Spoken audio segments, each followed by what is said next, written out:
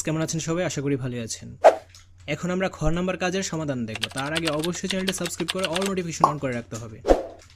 এবার তালিকা থেকে দুটি বিষয় বাছাই করো। বিষয় দুটি এমন হবে যা সকলের জন্য প্রয়োজনীয় বলে তুমি মনে করেছো। এরপর বিষয় দুটি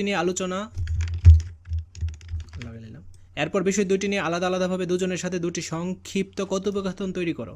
কথোপকথন লেখার সময় নিচের নির্দেশনাগুলো অনুসরণ করো। একজন বয়োজ্যেষ্ঠ এবং একজন সমবয়সীর সাথে কথোপকথনের দুটি আলাদা নমুনা লিখতে হবে। সংলাপ লেখার সময় সর্বনাম ও ক্রিয়া শব্দের মর্যাদা রক্ষা করতে হবে। সংলাপ লেখার সময়ে প্রসঙ্গের মধ্যে থাকতে হবে।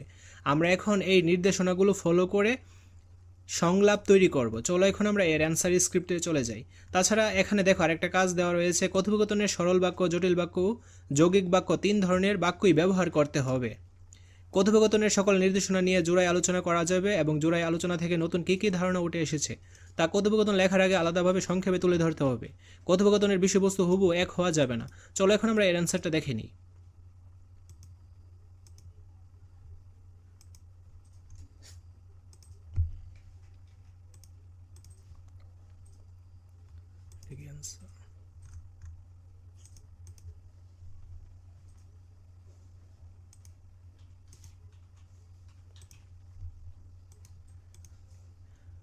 আমার বাছাই করা দুটি বিষয় হলো বাল্যবিবাহ এবং শব্দদূষণ। জোড়ায় আলোচনা থেকে যেসব বিষয় উঠে এসেছে, বাল্যবিবাহ নিয়ে বয়োজ্যেষ্ঠ কারোর সাথে এবং শব্দদূষণ নিয়ে সমবয়সী কারোর সাথে কথোপকথন হলে ভালো হয়।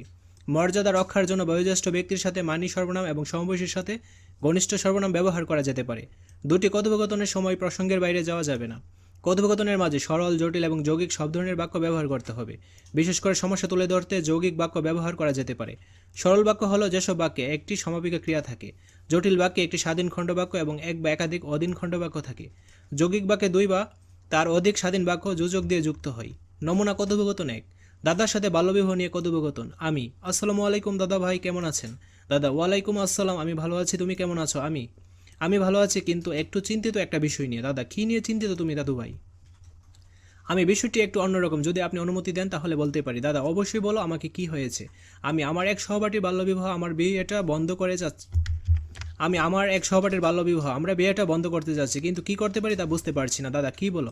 তোমাদের থানায় জানানো উচিত, শিক্ষকদের সহায়তা নাও, এটা হতে দেওয়া যাবে না। আমরা তো ছোট, কিভাবে এত কিছু করব? দাদা: চিন্তা করো না, আমি যাচ্ছি তোমার সাথে, শিক্ষকের কাছে চলো আগে, তারপর আমরা থানায় যাব। সত্যি আপনি যাবেন? তাহলে খুবই ভালো হয়, এখনই যাই আমরা তাহলে। দাদা: অবশ্যই, চলো এখনই।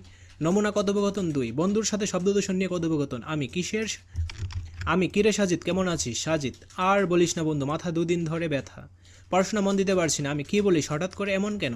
সাজিদ: আমাদের নতুন বাসায় একদম রাস্তার পাশে, 2 দিন আগে এখানে আমরা আসলাম। রাস্তার গাড়ির হর্ন এর শব্দ অতিরিক্ত, দিন রাত সবসময় শুধু শব্দ, এবং এজন্য ঘুমাতে অনেক ঝামেলা হচ্ছে। বর্তমানে যত গাড়ি বৃদ্ধি পাচ্ছে তার সাথে সাথে হর্নের শব্দ বৃদ্ধি পাচ্ছে, মানুষের স্বাস্থ্যের জন্য খুবই ক্ষতিকর এই শব্দ। সাজিদ: ঠিক বলেছিস, আমি নিজে ভুক্তভোগী।